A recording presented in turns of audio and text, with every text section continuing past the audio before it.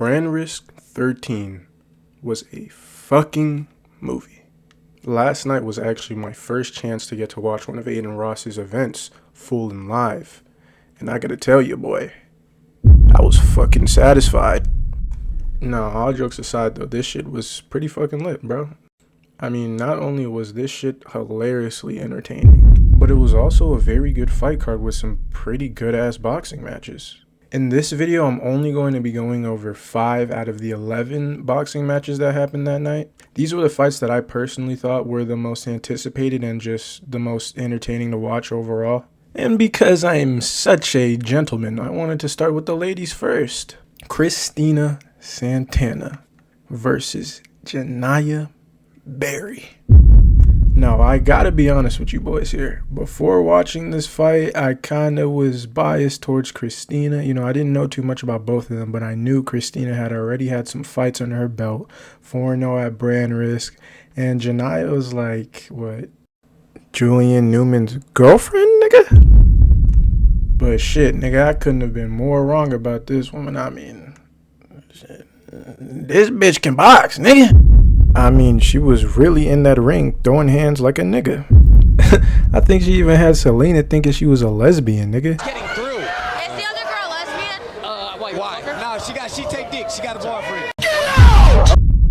But you know, hey, props to both ladies for showing up because, you know, they both look sharp, like they really trained. One was just severely sharper than the other. But, you know, I always give props where props is due, you feel me? Christina, she was looking very sharp as well, you feel me? She has a stronger chin than I expected. I thought some of them punches was for sure gonna drop her ass. But she did stay on her feet, and I personally had the match scored 2-1, round 2 being the round that Christina won. I think that if maybe she had trained a little bit more for conditioning, she would have been able to, like, get that second wind and, you know, beat the shit out of her, but, you know. You can't win them all, right? Shit, Julian and Janiyah finna take over Brand Risk like CM Punk and AJ Lee, bro. But, you know, I would actually really love to see a rematch between those two ladies. I think it was a good fight. Maybe by then, you know, Janiyah would have a couple more dubs on her belt. Christina would have trained more. And shit, they could be like Brand Risk rivals on some shit, you know? On some baddie shit. Next up, we have No Neck Jay versus Jay Bolin. Feel me? Now, I'm not gonna lie, this fight I was the most excited for. I really wanted to see how No Neck Jay would slip punches with no neck in the ring, not gonna lie. Is that fucked up to say? I mean, shit, I was shocked the nigga even took the fight, nigga. This was for sure the, like, worst fight of the night, bro. Like fuck, bro. Like, this shit was fucking ass, nigga.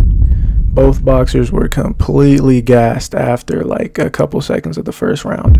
I'm about to play both of their walkouts from the live stream because Ben the Don and Charleston White in the background were geeking the shit out of me. Oh my God, what the fuck is it? I got you. Okay. Oh, okay. Bro, they remind me of Mike Tyson's knockout, bro. What the is that? It's another version of Cuff. Yeah, it's like company ball. Fix the camera, please. Fix it. If y'all look at him, he got a lot of discoloration on his chest. What is Is that Expo? High blood sugar. From what? High blood sugar, bro. From what? Hey, did you take a physical, bro? Yeah, everyone passed their physicals. Everyone's healthy. This is a regular bout. He don't look healthy at all. Well, he's the favorite. He's gonna win. Yeah, he do. He's the favorite. Yeah, he do. I don't like him. They got correction officers look like him. He do look healthy. No way, he's already tired. Bro. He can't get in the ring. Oh, my God. All right, I got my mind on No Neck. You don't even know what he looks like. Say, you didn't practice on the No ring. Neck Jay. He built like a turtle out the shell. He's already tired. Hold on, look at No Neck, though.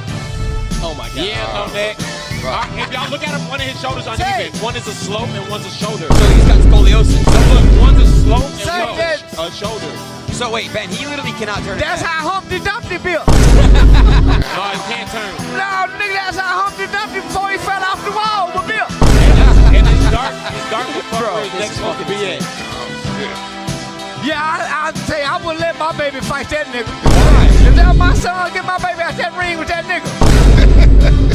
Who do you got, Charles? That nigga. Don't act. Man, What? I ain't got no that can't dodge punches. I ain't gonna throw his head side to side to fuck wee. Ooh, shit. They did not have to do them niggas like that. That shit was funny as hell, bruh. Nah, but in all seriousness, I really cannot stress to you niggas how fucking ass this fight was. This fight was intended to be 3 3-minute rounds, and the shit didn't even go the distance. The referee had to step in and stop the fight because this unhealthy piece of shit could no longer continue. Shit, if you ask me, the highlight of that fight was the white bitches. Now, I have no idea how Aiden be scouting these hoes, but I'll tell you what, that cameraman was on point, my nigga. Like, shit, what you doing with all that ass? Let me touch it, please. Like, this shit was just so pathetic. Look at how this nigga look at this water bottle passing by his face. We've all seen Jay Bullen's videos pass by our For You page at one point on TikTok, my nigga. When have you ever seen this nigga drink water? I mean, this nigga really looking at that bottle like it's the last bottle he ever gonna drink. On to the next, bro. We got Ruga versus K-Mac. Now, I believe there was a lot of hype behind this fight because both these niggas are like trench babies or some shit. And I believe Ruga is from Chicago and K-Mac is from LA. Correct me if I'm wrong. I'm not in that thug shit. Now, this fight also consisted of 3 3-minute rounds and ended up actually going the distance. Now, from what I can remember, I believe K-Mac was actually the favorite of this fight leading up. People thought he was going to be the winner. It was going to be, brutal domination, LA on top. But Ruga actually stood his ground and, beat the shit out of K-Mac. From what I could tell when I was listening to the commentary, Cuck22 ended up actually sitting in the commentary stands and he was talking about how K-Mac has a background in street fighting. He records himself fighting, I think, random niggas on the street and, I guess beating their asses, but it wasn't really translating when he got into the ring, I'll tell you. Ruga actually ended up scoring a heavy knockdown in the first round. And after that, Buddy had me sold. You know what I'm saying? My bets was on Ruga. The judges scored it all 3 rounds to Ruga. It was a unanimous decision, which I absolutely agree with. He was pretty much dominating the whole fight. It looked like K-Mac never threw a punch in his life, in my opinion. But, I'm just a nigga behind the desk. Now, what y'all all been waiting for, the 2 main events. And we're going to be starting with the Gypsy Crusader versus Super Hot Fire. Now, I gotta be honest with you niggas. Leading up to this fight, I was scared for that nigga Super Hot, bro. Now, I'd heard about Gypsy Crusader's Muay Thai background in the past, and I never really went out of my way to go do my own research and see how nice that nigga was with the hands, But this walkout was kind of like my first time really seeing Gypsy Crusader in like some fight attire, and you kind of see the physique, the legs, the arms, the chest.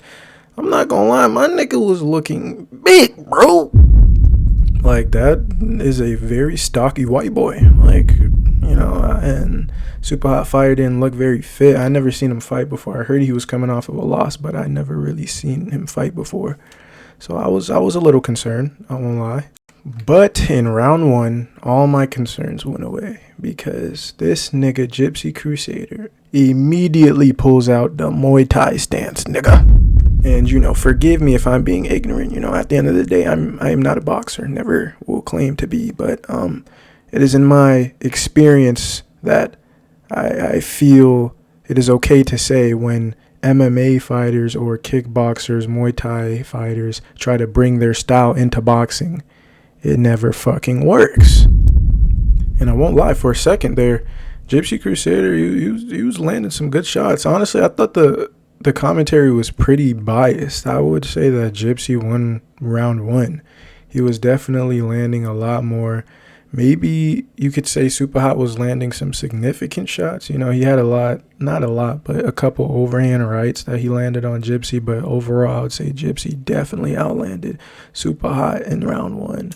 Now, round 2 is when you start to see Gypsy's tank lose some gas. Feel me? The fight started to get a little more scrappier and just a lot more dirtier. I saw a couple of times where Gypsy's body wanted to, you know, force him to do some Muay Thai moves. I remember there was a time where he threw him on the ground, which is like a little bit debatable that time. I wouldn't take a point for that just yet. And even sometimes in the clinch where I would see him throw a hook, but his body would want him to throw like a little elbow in there. And, you know, I would say round 2 went to Super Hot for sure, for me at least. Y'all let me know what y'all think. Now, round 3 is where it turned into an absolute war, my nigga. Gypsy was out of gas and Super Hot had a motherfucking point to prove, my nigga. The referee definitely should have taken a point away from Gypsy when he did that Muay Thai throw in the beginning. You could just tell it kind of seemed very, like, purposeful and blatant. He was probably getting tired of the clinching and just the overall, like, just, you know, disgustingness of Super Hot's form. But at the end of the day gotta end, and Gypsy ended up winning 2 out of the 3 judges. Now, this seemed to be a very controversial decision when I was, you know, scrolling through the internets and shit. And I can kind of see both sides of the coin, you know, people who thought that Super Hot should have won, people who thought that Gypsy should have won. I think it really comes down to that point deduction in the 3rd round. Obviously, the ref didn't end up taking a point, but if he did, I absolutely would have gave it to Super Hot. You know what I'm saying? Like, without a doubt. Shout out to both them niggas for showing up, though, you know, because that was a great fight. I was entertained 100% of the way through. And I didn't even think this nigga Gypsy would even do some shit like this. I mean, this nigga was getting booed from the very beginning, my nigga. This nigga is the ultimate villain.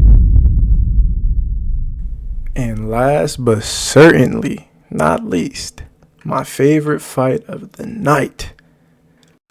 We got Blueface versus Chibu. Now, I will say again, this was another fight where I was a little bit concerned for my nigga Chibu. But don't get it twisted, I did not underestimate him. That's one thing I did not do that I know a lot of people did during that fight. I actually got introduced to Chibu by seeing a clip of him spar with Rampage in the ring. And I was like, hold on, this big nigga got hands. But I knew if he was going to be Blueface, the thing that would be on his side the most is stamina. Blueface is another kind of social media personality that I would say I love to watch box because, you know, when I see boxing just come to niggas naturally, it's just, you know, it's nice to watch. I like seeing niggas be good at shit. But he has gotten heavier, and I know that his stamina be betraying him at times. When I was watching him spar at points, you know, he would start off very, very, very strong. But, you know, his stamina and the fatigue would start to kick in, and he would start to slow down a little bit. Now, I'm not going to lie. Round 1 was a little bit hard for me to judge on, bro. I thought it was pretty even matched. If I had to put a name on it, I guess I would give it to Blueface, you know. Blueface was just landing a few more jabs than Chibu in the beginning and just looked just a little bit more comfortable in the ring than Chibu in the first round. But this was a 6-round match. Now, round 2 is where I would definitely say both these niggas started turning the fucking jets up, my nigga. There was even a time where this nigga Blueface fell through the ring. I'm not gonna lie, that shit was kind of geeking me when I was watching it live, because this nigga came back up, nigga's pants was down and shit. I could tell he was a little bit mad. It was gonna be a psychological battle between these two. Blueface was really starting to find his reach, and Chibu was looking way, way, way more loose and comfortable in round 2. And round 3 was pretty much the same, I feel. Both of them were landing equal amount of shots. You know, Blueface was doing really good maintaining his range, and I feel the fight was definitely way more psychological than it was physical. But one thing I noticed going into round 4 Blueface actually ends up taking longer to get up out of his corner than Chibu. Now, it may have only been by like a millisecond or a couple of seconds, but like I said in the beginning, you know, stamina was going to be on Chibu's side if you really wanted to beat Blueface. Now, round 4 is where you start to see Blueface's fatigue get to him. I mean, Chibu's starting to land clean shots, Blue is starting to telegraph his punches, and this is really where Blueface's downfall started to begin, not gonna lie to you, nigga. In the 5th round, that nigga Blueface starts to drain more and more energy, and you can really just see that he's putting his all into these punches and really trying his best to stay on his feet and keep the fight going, you feel me? But round 6, I'll tell you what, boy, that nigga Chibu must have saw what I saw, cause god damn! When I tell you niggas, it is by the grace of God that nigga Blueface ended that fight standing on his feet. There is no other explanation but it. I mean, I'm surprised the ref didn't just step in and stop it right there. Give that nigga the TKO. The ref had even said herself in the end, the camera wasn't on her and her mic was still on, but she had said that if Blueface was still in that corner and Chibu kept landing punches on him, she would have stopped that motherfucking fight, boy. But of course, props to that nigga Blueface for sticking it out, staying on his feet like a fucking soldier. Cause them fucking punches look like they hurt, nigga. And of course, in the end, the judges ended up scoring it a unanimous decision in Chibu's favor. You know, congrats to the Chibu, man. I just love a good underdog story. And in the end, it was great to see them just shake hands at the end of it and be like, yo, you feel me? Hey, bro, it's respect. And I think Chibu even wanted to, you know, train with the nigga in the future, you know, keep him on his toes. And, you know, game knows game, and real nigga sees real nigga.